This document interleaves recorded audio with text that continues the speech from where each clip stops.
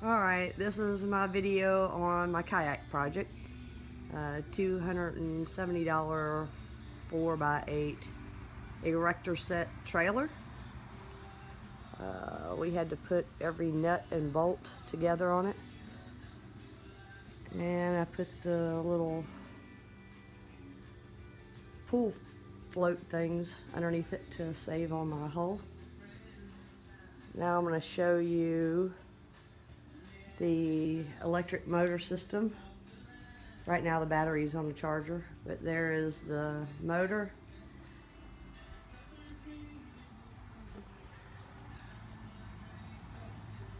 I have a 27 battery inside the dry hatch. Right now I've got it on the charger, like I said.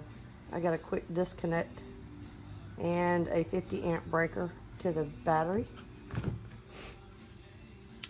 Now what I had to do was I had to chop off the head of the Minn Kota 55 thrust. These gadgets right here are connected through a pre-existing hole in the hull, and they run up the hull, and they go to my foot pedals, which that will steer the kayak hands-free. I disengage the foot pedals so that they will not lock and they'll slide freely. And I do have a cord that I have right here. And what this does is when I pull this cord, it releases the lever action on the trolling motor from here, and it allows that trolling motor to kick back if I get into some low water or an obstacle.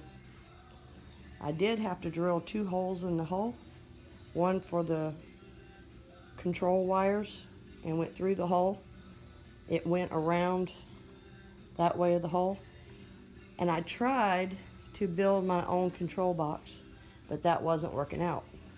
So what I did was I took the head of the Minn Kota, kind of gutted it, and I mounted it on the side,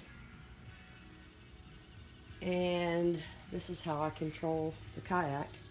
Speed, it's got a multiple speed, and I turn, hold on, let me remove my oar, my paddle, and I turn the speed, and then you have an operating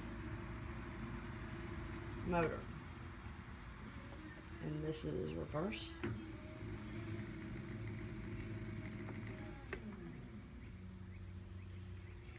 So it's easy to reach. This handle also extends, so it will go, if I'm in the single kayak position, this handle will extend out to here, and my seat will be right here, and I can still reach and control the throttle. I may have to do something to reinforce this head being on here. It wiggles a little bit too much for my comfort, but all in all, it works great. I will be able to set the height of the propeller. I think that's called the keel, just above the keel. That way that keel right there will protect the prop from any kind of damage if we come into something. So anyway, I can raise and lower it. What I did here was I had a little piece of electrical conduit. When I had to cut the shaft, I cut the shaft off about 6 inches, and I put a piece of electrical conduit and I spray painted it black so it wouldn't look so bad.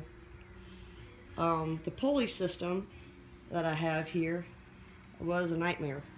So what I did was I drilled a hole and I just ran it into like a spiral motion in order to get some leverage in order to pull this all the way back in order to release the trolling motor. However, when you tug on that string, it puts tension, too much tension up top, so I think I'm going to move it down here.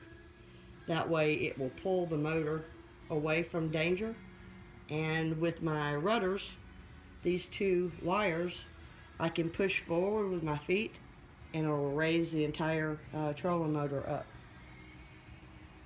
I did have to cut the pre-existing bracket on the Minn Kota to fit the back of my kayak.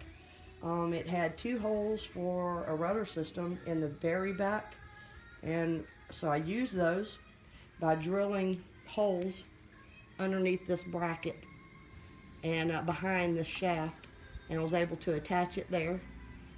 And then I put 2 stainless steel nuts and bolts with 2 lock washers underneath. It's real stable. You're not going to move that motor at all. But anyway,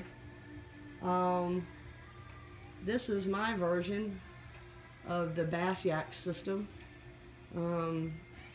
Got some things to work out, but all in all, it's pulling a lot of power.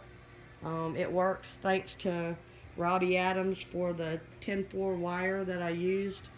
It was the perfect size, and thanks to a bunch of people that offered some advice in all the YouTube videos that I watched.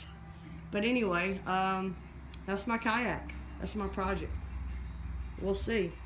We're going to put it on the water. I'll have Laura film it, and we'll see how it works.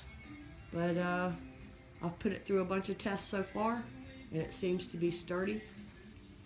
It seems like it's going to work. And that's my video so far. Stay tuned for the trial run. Bye for now.